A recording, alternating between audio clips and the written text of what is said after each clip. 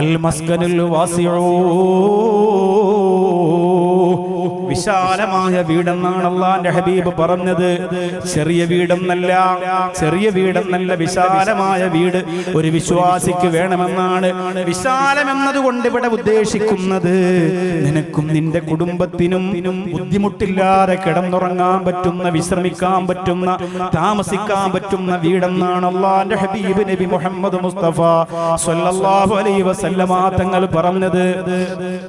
അതുകൊണ്ട് 10 മക്കളുള്ളവർക്ക് 2 നില വീടൊക്കെ വെച്ച് 3-4 റൂമൊക്കെ ഉണ്ട്. നല്ല മനോഹരമായ വീടാണ്. ആരും കുറ്റം പറയാൻ പോകണ്ട. പായിപ്പാട് എത്രയോ നല്ല വീടുകൾ ഉണ്ടാകും, എത്രയോ നല്ല ഭവനങ്ങൾ ഉണ്ടാകും. അവര് പണമുണ്ടാക്കിയിട്ടൊരു വീട് വെച്ചു. അവരെ മക്കളും സന്തോഷവും മരുമക്കളും ചെറുമക്കളും ഒക്കെയായി റാഹത്തോടെ കഴിയുന്നുണ്ട്. അത് അവരുടെ കുടുംബത്തിന് ചേർന്ന രീതിയിലാണ്. നിന്നെ എടുത്ത് വിഴുങ്ങുന്ന വീട് വെക്കരുതെന്നാണ് വിശുദ്ധമായ ഇസ്ലാം പറയുന്നത്.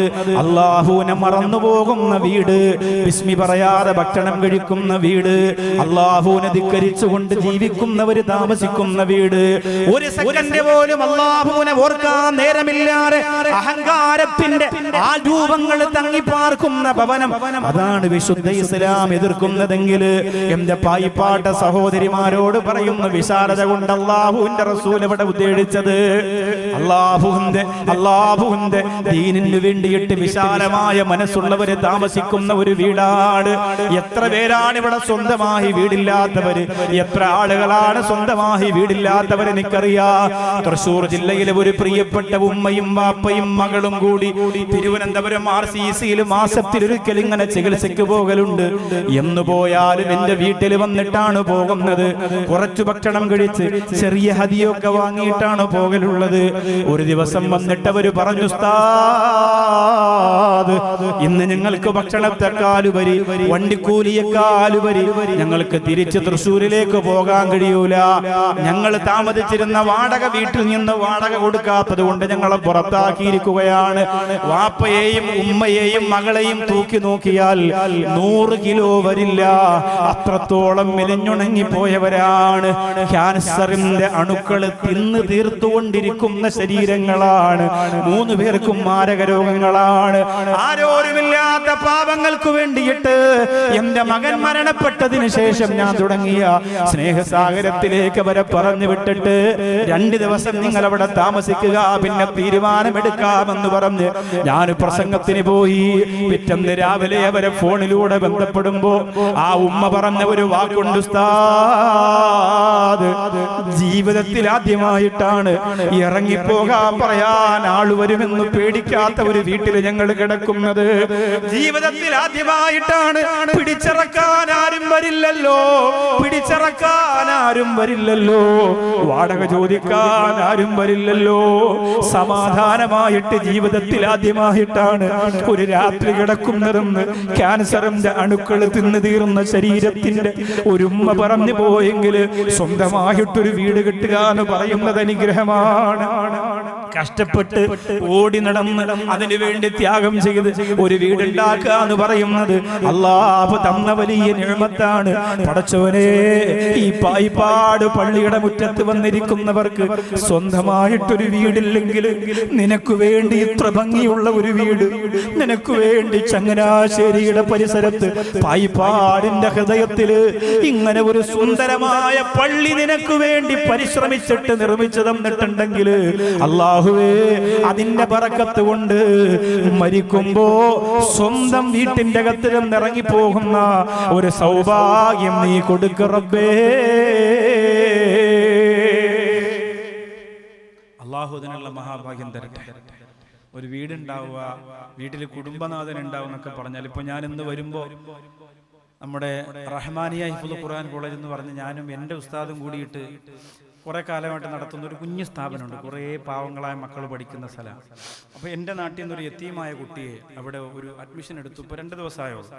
അപ്പോൾ പുതിയ കുട്ടികളെയൊക്കെ ഒന്ന് കണ്ട് ഒന്ന് സന്തോഷിപ്പിക്കാം, കുറച്ച് ബോളൊക്കെ വാങ്ങി കൊടുക്കാം, ആദ്യം കളിപ്പിക്കണമല്ലോ അവരെ എന്നൊക്കെ പറഞ്ഞ് അവിടെ ഒന്ന് ചെന്നതാണ്. ഒരു 4 മണി സമയത്ത്, അസറിൻ്റെ സമയത്ത് അവിടെ എത്തി.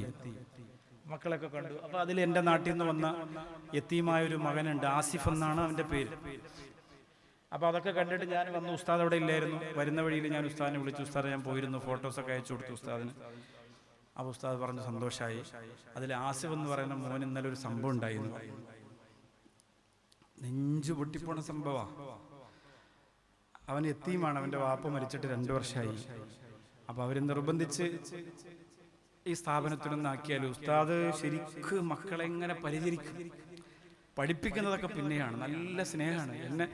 എന്നെ 6.5 വർഷം പഠിപ്പിച്ച ഉസ്താദാണത്.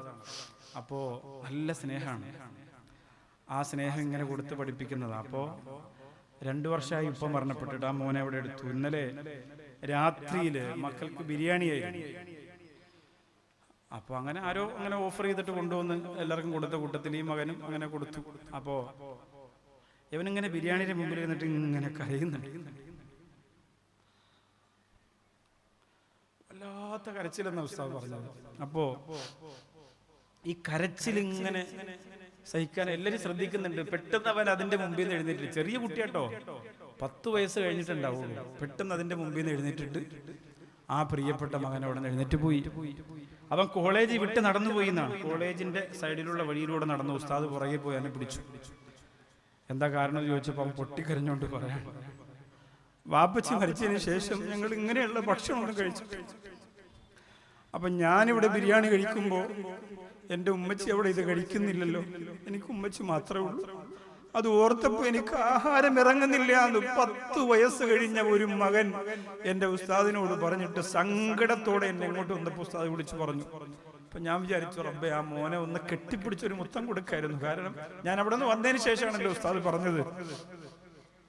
ഇതൊക്കെയാണ് ചില വീടുകളുടെ അവസ്ഥ, ചില കുടുംബങ്ങളുടെ അവസ്ഥ. അള്ളാഹു ഇങ്ങനെ തരുന്നതിനെ വാരിക്കോരിയിട്ട് ഇങ്ങനെ സുഖിച്ച് രസിച്ച് ആനന്ദിച്ച്, എന്ത് പള്ളി, എന്ത് പുതിയ പള്ളി, എന്ത് പായിപ്പാട് പള്ളി, എന്ത് പ്രസംഗം, എന്ത് ഉദ്ഘാടനം, അവന്മാർക്ക് ഭ്രാന്ത് എന്ന് പറഞ്ഞ് കൈ മലർത്താൻ തോന്നുന്നത്, ഈ നിഗളിപ്പ് തോന്നുന്നത് അള്ളാഹു കുറേയേറെ തന്നതുകൊണ്ടാണ്. ഒരു പിടി എവിടെയെങ്കിലും അള്ളാഹു തിരിച്ചു കൊളുത്തിട്ടൊരു പിടി പിടിച്ചിരുന്നെങ്കിൽ ഇതിന്റെ ഫ്രണ്ടിൽ വന്നിരുന്ന് കരയുമായിരുന്നു.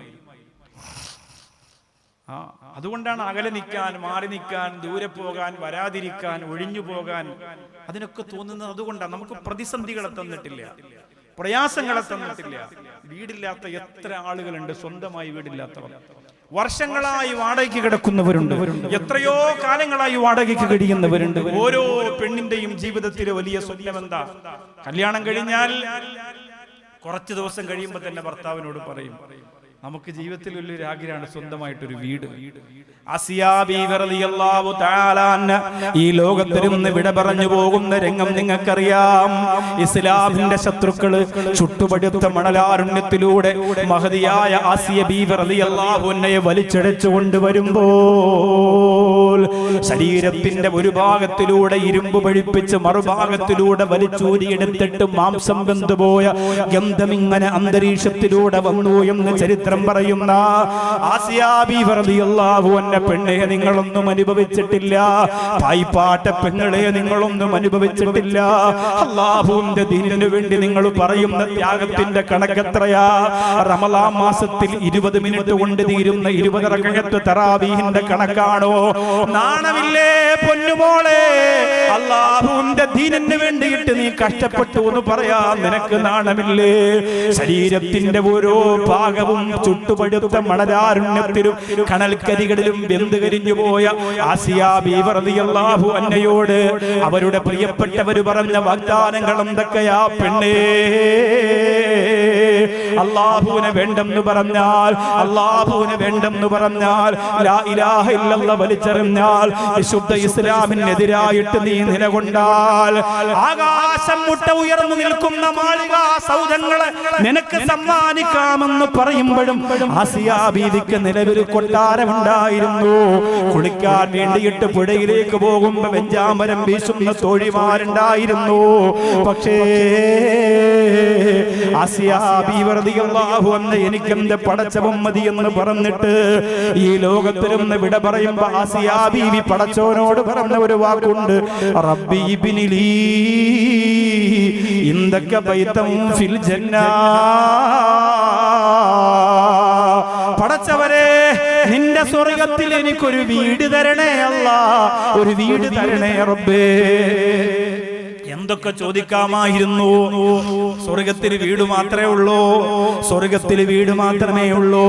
എന്തൊക്കെ ചോദിക്കാമായിരുന്നു. ഉടയാടകള്, ആഭരണങ്ങള്, തോഴിമാര്.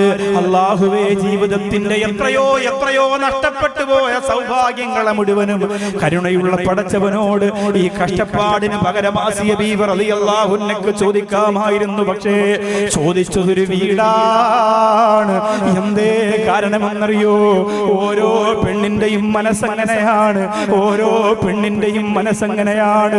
പക്ഷേ ആയിഷ ബീവി റളിയല്ലാഹു അൻഹ പറഞ്ഞു കൊടുക്കാണ്, മുത്തുനബി പറഞ്ഞു കൊടുക്കാണ്, ആയിഷ, ഒരു മനുഷ്യൻ മരണപ്പെട്ടു കഴിഞ്ഞാൽ ആ മനുഷ്യന്റെ ശരീരത്തിൽ ഏറ്റവും വലിയ വേദന വരുന്നത് എപ്പോഴെന്നറിയോ ആയിഷ? ഒരാൾ മരണപ്പെട്ടു കഴിഞ്ഞാൽ ആ മനുഷ്യന്റെ ശരീരത്തിൽ വരുന്ന ഏറ്റവും വലിയ വേദന എപ്പോഴെന്നറിയോ? പായിപ്പാട്ട പെങ്ങളെ നിങ്ങൾക്കറിയോ? പായിപ്പാട്ട ചെറുപ്പക്കാരാ നിങ്ങൾക്കറിയോ? ഒരാളെ ശരീരത്തിൽ നിന്ന് റൂഹ് പിരിഞ്ഞതിന് ശേഷം ആ മയ്യത്ത് പള്ളിപ്പറമ്പിലേക്ക് കൊണ്ടുപോകുമ്പോ ഏറ്റവും വലിയ വേദന മയ്യത്ത് അനുഭവിക്കാനുണ്ട് ആയിഷ. അല്ലാഹുവിന്റെ റസൂൽ പറയാണ്, അവൻ കഷ്ടപ്പെട്ട് വെച്ച അവന്റെ സ്വന്തം വീടിന്റെ വാതിൽപ്പടിയുണ്ടല്ലോ, അവന്റെ സ്വന്തം വീടിന്റെ വാതിൽപ്പടിയുണ്ടല്ലോ, ആ വാതിലിലൂടെ അവന്റെ മയ്യത്ത് പുറത്തേക്ക് കൊണ്ടിറങ്ങിയാൽ അവന് താങ്ങാനാകാത്ത വേദനയാണെന്ന് നബി മുഹമ്മദ് മുസ്തഫ സല്ലല്ലാഹു അലൈഹി വസല്ലമ തങ്ങൾ പറയുകയാണ്. പായിപ്പാട്ട സഹോദരിമാരും ആലോചിച്ചു നോക്കിയേ. കല്യാണം കഴിഞ്ഞത് മുതൽ ഭർത്താവിനോട് പറഞ്ഞതാ ഒരു വീട് വേണമെന്ന് പറഞ്ഞതാ. വീടിന്റെ രൂപം ഇങ്ങനെ മൊബൈലിലൂടെ കാണിച്ചു കൊടുക്കുകയാ. വീടിന്റെ ഫ്രണ്ട് ഇങ്ങനെയാവണം, വീടിന്റെ റൂം ഇങ്ങനെയാവണം, വീടിന്റെ കസേര ഇങ്ങനെയാകണം, വീടിന്റെ അലമാര ഇങ്ങനെയാകണം, വീടിന്റെ സ്റ്റെയർ ഇങ്ങനെയാകണം, വീടിന്റെ കിച്ചൺ ഇങ്ങനെയാവണം.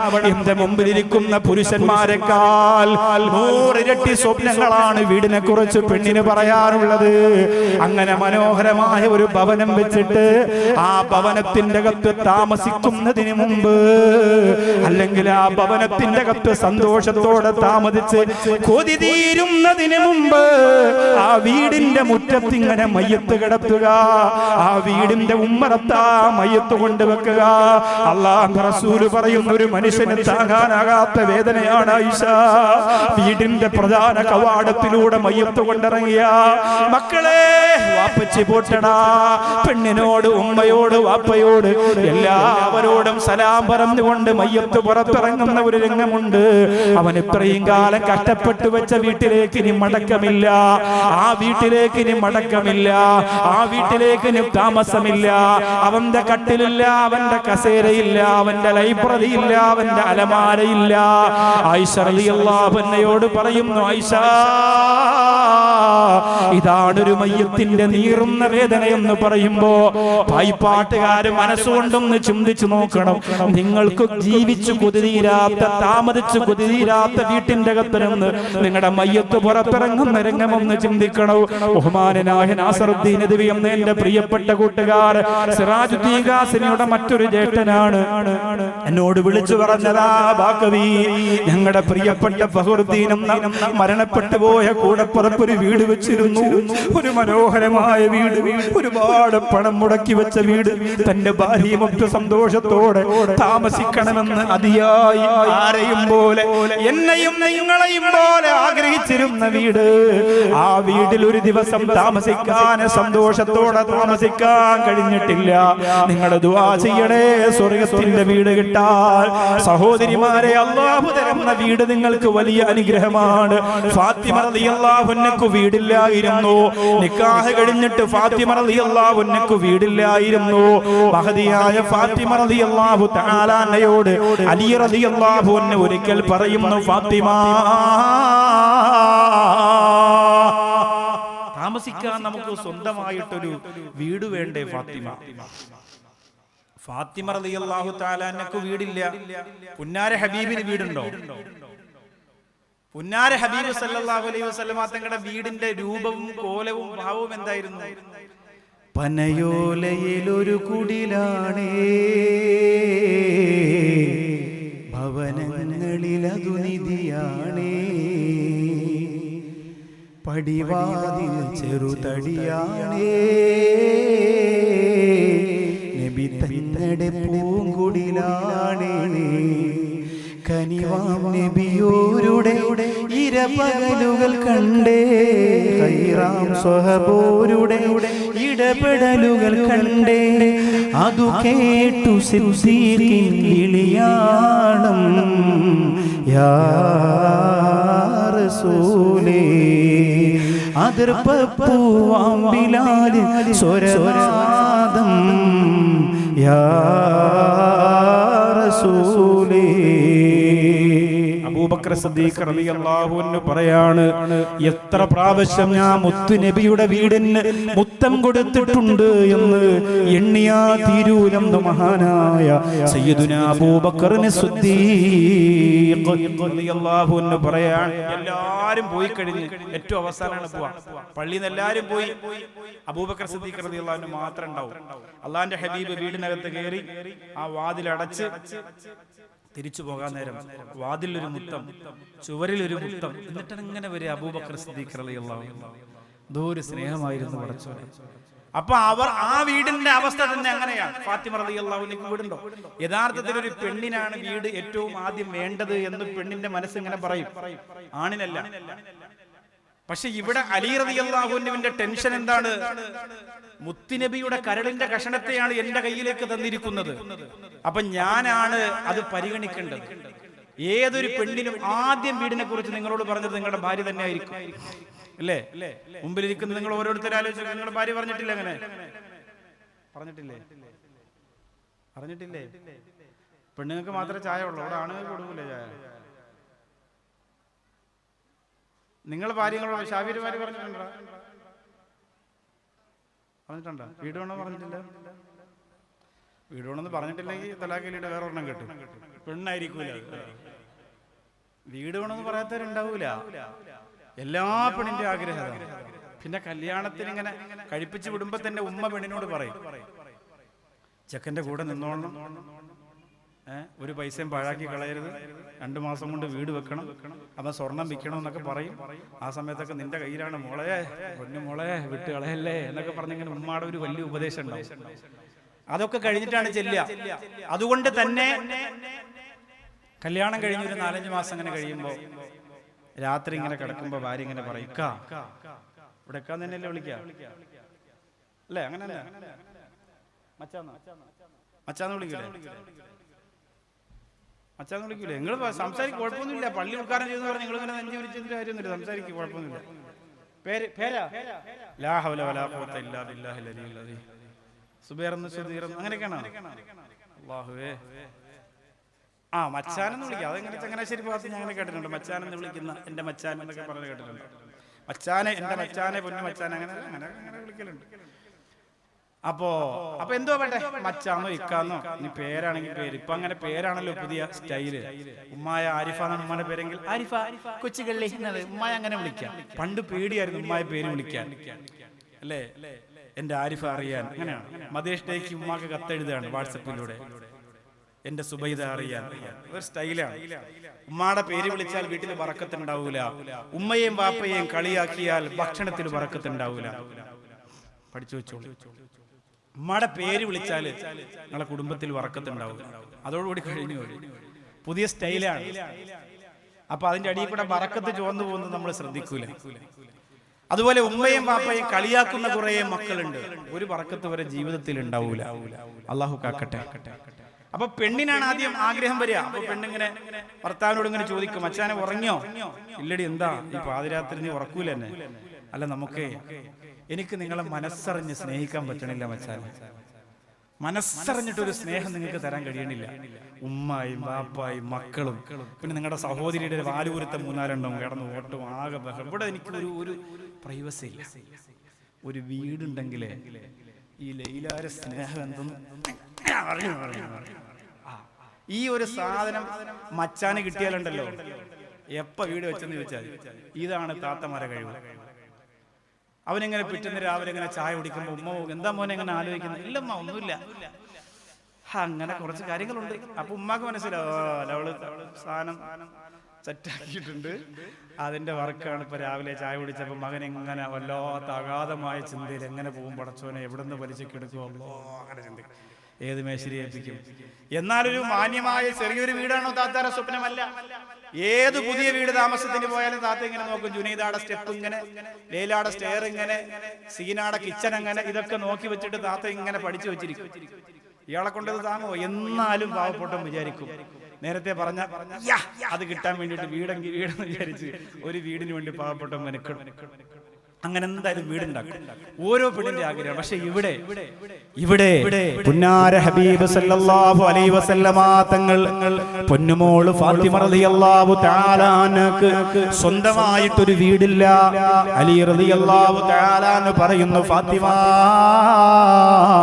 ഞാനൊരു കാര്യം പറഞ്ഞാൽ നീ എന്നോട് പിണങ്ങുമോ ഫാത്തിമ? ഒരു കാര്യം പറഞ്ഞാൽ എന്നോട് പിണങ്ങുമോ ഫാത്തിമ? നീ ഒന്ന് സഹകരിക്കുമോ? മുത്തുനബി സല്ലല്ലാഹു അലൈഹി വസല്ലമ തങ്ങളോട് ഒരു വാക്ക് നീ പറയേണ്ട താമസമേ ഉള്ളൂ ഫാത്തിമ. നമുക്ക് സ്വന്തമായിട്ടൊരു വീടാകും ഫാത്തിമ. ഒരു നല്ല വീട് നമുക്ക് വേണ്ടേ? നമ്മുടെ പ്രിയപ്പെട്ട മക്കളെ വളർത്താൻ, നമുക്ക് സമാധാനത്തോടെ മഴ നനയാതെ മഞ്ഞുകൊള്ളാതെ കിടന്നുറങ്ങാൻ, ഞാൻ ജോലി കഴിഞ്ഞിട്ട് മടങ്ങി വരുമ്പോ സമാധാനത്തോടെ ഒന്ന് വിശ്രമിക്കാൻ ഒരു വീട് വേണ്ടേ ഫാത്തിമ? ഫാത്തിമ റളിയല്ലാഹു അൻഹ പറയും, അതിന് ഞാൻ എന്താ ചെയ്യേണ്ടത്? ഒരു സ്വഹാബിക്ക് 2 വീടുണ്ട് ഫാത്തിമ. ഒരു വീട് വെറുതെ കിടക്കുകയാണ്, താമസിക്കുന്നില്ല. നീ ഒന്ന് മുത്തുനബിയോട് പോയി പറഞ്ഞാൽ അല്ലാഹുവിന്റെ റസൂൽ അത് നമുക്ക് വാങ്ങിത്തരും. ഒരു പൈസയും കൊടുക്കണ്ട, നമുക്കതിൽ താമസിക്കാം. ഫാത്തിമ റളിയല്ലാഹു അൻഹയുടെ ഉള്ളങ്ങോട്ട് പിടയാൻ തുടങ്ങി. ഞാൻ എങ്ങനെയാണ് ചോദിക്കുന്നത്? എനിക്കതിങ്ങനെ ആഗ്രഹമില്ല. പക്ഷേ അലിയാര് നിങ്ങളോട് പറയാൻ പറ്റുമോ? ഉള്ളത് കൊണ്ട് പൊരുത്തപ്പെട്ട് ജീവിച്ചു പഠിക്കുന്ന അല്ലാഹുവിന്റെ റസൂലിന്റെ കരളിന്റെ കഷണമായ ഫാത്തിമ റളിയല്ലാഹു അൻഹ ഭർത്താവ് പറഞ്ഞതിനു വേണ്ടി പ്രിയപ്പെട്ട മുത്ത് റസൂലിന്റെ ചാരത്തേക്ക് ചെല്ലുകയാണ്. അല്ലാഹുവിന്റെ റസൂൽ നബി മുഹമ്മദ് മുസ്തഫ സല്ലല്ലാഹു അലൈഹി വസല്ലമ തങ്ങൾ വല്ലാതെ സങ്കടപ്പെട്ടുകയാണ്. ഫാത്തിമ റളിയല്ലാഹു അൻഹയോട് പറയുന്നു, മോളെ, സ്വർഗ്ഗത്തിൽ മരതകം കൊണ്ടുള്ള വീട് വേണോ? മാണിക്യം കൊണ്ടുള്ള വീട് വേണോ? മുത്തു പതിപ്പിച്ച വീട് വേണോ? സ്വർഗ്ഗത്തിൽ അല്ലാഹുവിന്റെ റസൂൽ പറയുന്നു, എന്റെ പൊന്നുമോക്ക് സ്വർഗ്ഗത്തിൽ വാപ്പച്ചി വീട് വാങ്ങിത്തരാ. ദുനിയാവിൽ വാപ്പയെ കൊണ്ട് കഴിയൂല മോളെ, ഒരാളോടും വാപ്പച്ചി ചോദിക്കൂല. അല്ലാഹുവിന്റെ റസൂൽ അത് പറയുമ്പോ ഫാത്തിമ റളിയല്ലാഹു അൻഹ മടങ്ങി വരികയാണ്. നിരാശയൊന്നുമില്ല. ഭർത്താവ് പറഞ്ഞ കാര്യം നിറവേറ്റി എന്നത് മാത്രമേ ഉള്ളൂ. പക്ഷേ 2 വീടുള്ള സ്വഹാബിയ വിവരമറിയുകയാണ്. 2 വീടുള്ള സ്വഹാബിയ വിവരമറിയുകയാണ്. ആ സ്വഹാബി ഓടി വരികയാണ് ഇലാ ഹദറത്തി റസൂലില്ലാഹ്. പുന്നാര ഹബീബിന്റെ ചാരത്തേക്ക് ഓടി വരികയാണ്. എന്നിട്ട് പറയുന്നു, യാ ഹബീബല്ലാഹ്, യാ റസൂലല്ലാഹ്, 2 വീടും എനിക്ക് വേണ്ട നബിയേ. അങ്ങയുടെ പൊന്നുമോൾക്കൊരു വീട് ആഗ്രഹമുണ്ടെങ്കിൽ ആ വീടിന് പരിഹാരം കാണാതെ ഇനി ഒരു വീട്ടിലും ഞാൻ താമസിക്കൂല നബിയേ. അതുകൊണ്ട് ഒരു വീട് ഫാത്തിമക്ക് ഇഷ്ടമുള്ള ഒരു വീട് ആ ഫാത്തിമ റളിയല്ലാഹു അൻഹാക്ക് കൊടുക്കണം നബിയേ. അങ്ങനെ ഒരു വീട് കൊടുത്തു. എന്റെ പായിപ്പാട്ടുകാരാ, ആ വീട് അത്ഭുതങ്ങളുടെ വീടായിരുന്നു. ആ വീടാണ് മസ്കനുൽ വാസി. അതെങ്ങനെയാണ് മസ്കനായത്? അതെങ്ങനെയാണ് വാസിയായത്?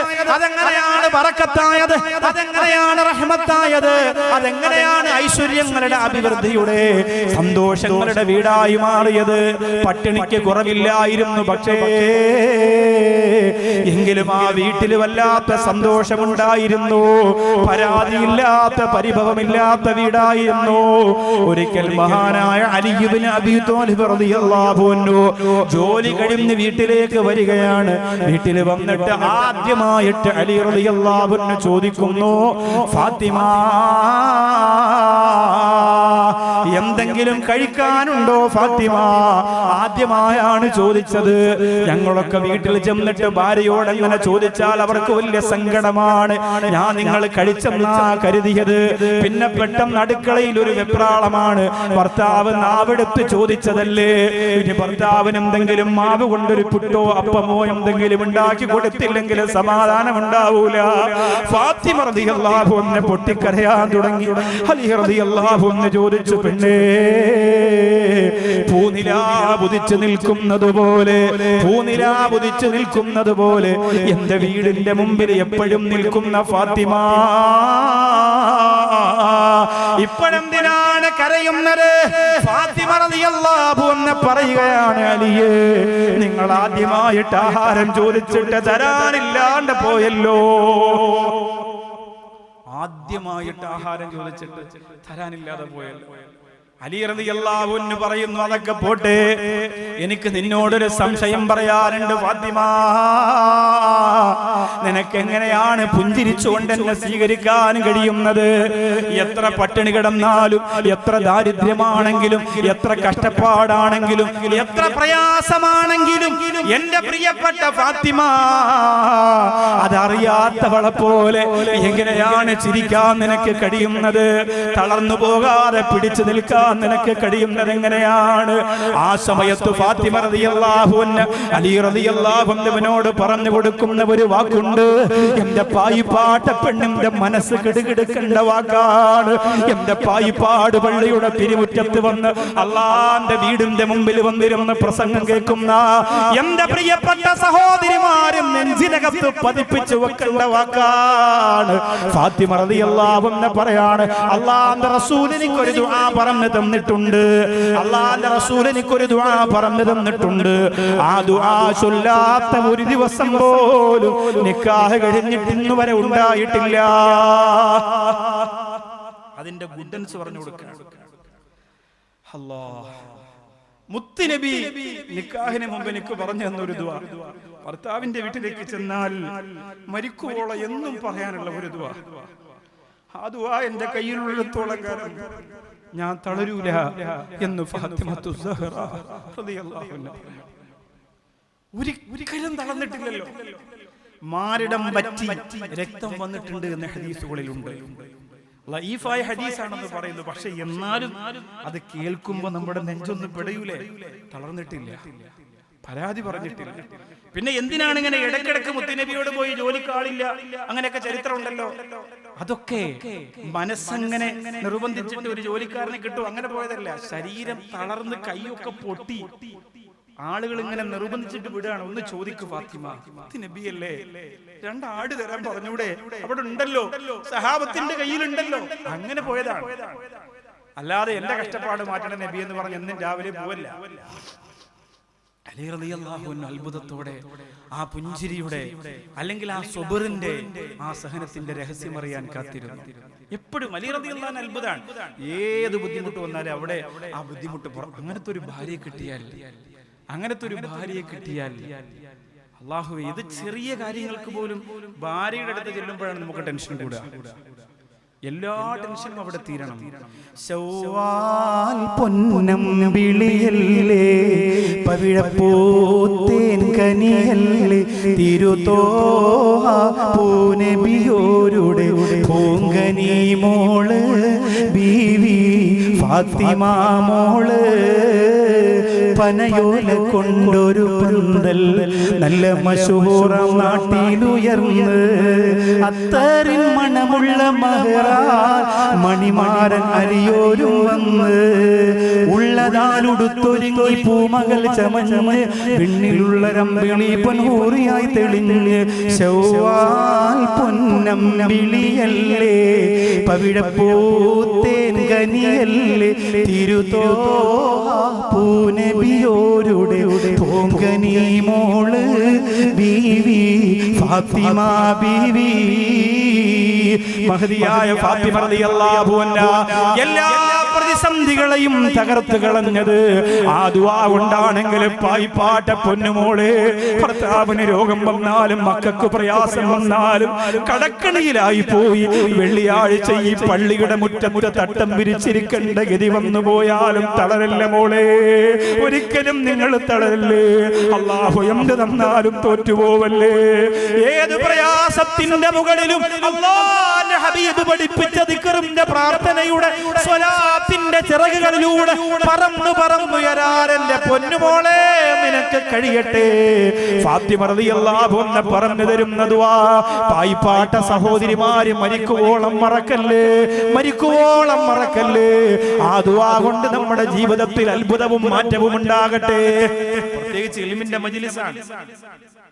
എന്റെ ഉപ്പ മരണപ്പെട്ടത് റമളാൻ 17-ാം രാവ് വെള്ളിയാഴ്ച രാവിലെ 9 മണിക്ക് മരിക്കുന്നു. 12 മണിക്ക് 12:30 ഖബറടക്കും. വെള്ളിയാഴ്ച ജുമാ വാങ്ങിയേക്കുമ്പോ അപ്പ ഖബർ അടക്കി കഴിഞ്ഞു. രാവിലെ 9 മണിക്ക് മരണപ്പെടുന്നു. ഞാൻ ഇപ്പോഴും വിശ്വസിക്കുന്നത് എന്റെ ഇൽമിന്റെ മജ്ലിസിന്റെ ദുആയുടെ ബറക്കത്ത് കൊണ്ട് അല്ലാഹു സുബ്ഹാനഹു വ തആല സലാമത്താക്കിയതാണ്. അതായത് നല്ല റാഹത്തുള്ള മരണം എന്നാണ് പറയാം. മരിക്കുന്ന സമയത്ത് ഞാൻ വള്ളക്കടവ് മുസ്ലിം ജമാഅത്തിൽ അന്ന് ഖത്തീബാണ്. ഖബർ പോലും പെട്ടെന്ന് വെട്ടിത്തീരുമോ എന്ന ആശങ്കയാണ്. അപ്പൊ ഞാൻ വള്ളക്കടവില് ഖത്തീബായിരിക്കുമ്പോ അവിടെ ഈ നമ്മളിവിടെ ഖത്തീബായിട്ടിരിക്കുമ്പോൾ ഞാനാണെങ്കിലും സിറാജുദ്ദീൻ ഖാസിമി ആണെങ്കിലും കബീർ വാക്കവി ആണെങ്കിലൊക്കെ കുറേയേറെ ചെറുപ്പക്കാരുണ്ടാവുമല്ലോ. അപ്പൊ ഞാൻ വള്ളക്കടവിൽ ഖത്തീബായിട്ടിരിക്കുമ്പോ നാട്ടില് ഒരു അറിയപ്പെട്ട ചെറിയൊരു ഗുണ്ടാ പരിപാടിയൊക്കെ ഉള്ള ആളാണ്.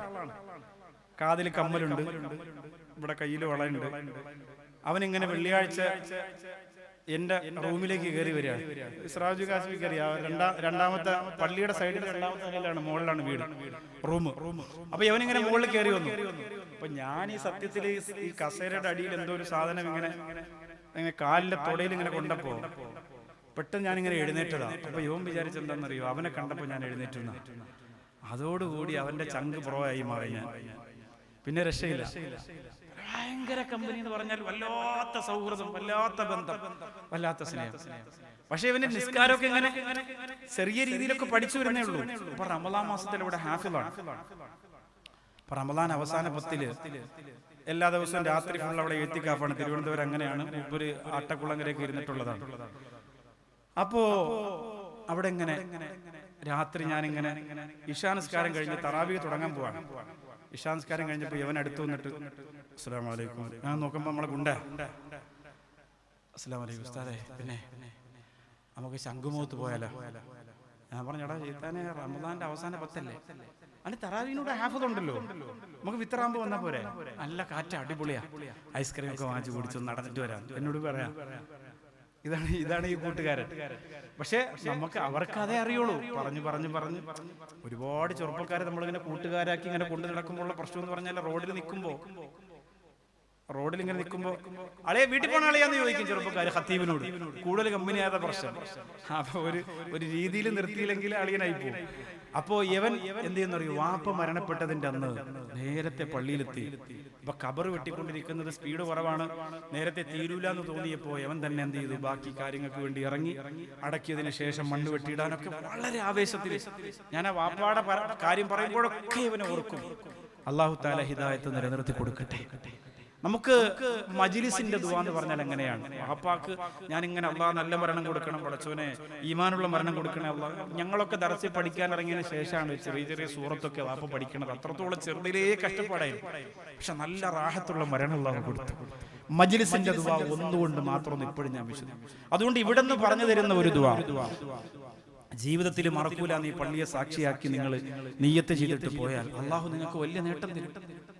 അല്ലാഹു സുബ്ഹാനഹു വ തആല നമ്മളിവിടെ ചെല്ലുന്ന എല്ലാ പ്രാർത്ഥനകളും അല്ലാഹു സ്വീകരിക്കട്ടെ. ഈ പള്ളി നാളെ പരലോകത്ത് മനുഷ്യനെ പോലെ നാവ് കൊണ്ട് സംസാരിക്കുന്ന സമയത്ത് ഞങ്ങൾക്ക് അനുകൂലമായി ഈ പള്ളി സംസാരിക്കുന്ന രീതിയിൽ അല്ലാഹു ആക്കി തരട്ടെ. ആമീൻ.